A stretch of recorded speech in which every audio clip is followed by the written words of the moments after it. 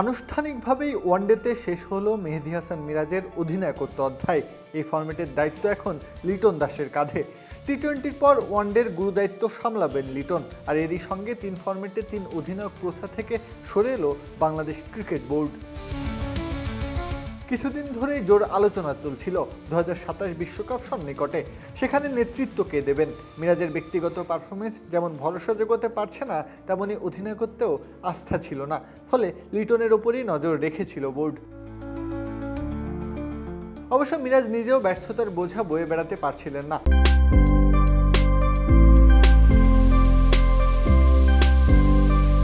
Board সভাপতি তামিম ইকবালের সঙ্গে আলোচনা করেই সরে গেছেন তিনি।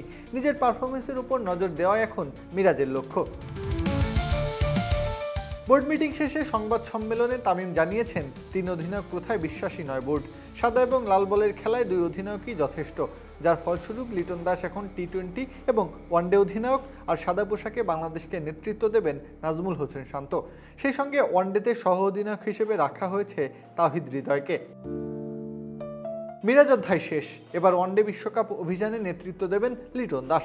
বড় দায়িত্ব তার কাঁধে, বড় স্বপ্নের বোঝা বইতে হবে তাকে। এ যাত্রায় কেমন করেন তিনি, সেটা এখন দেখার অপেক্ষা।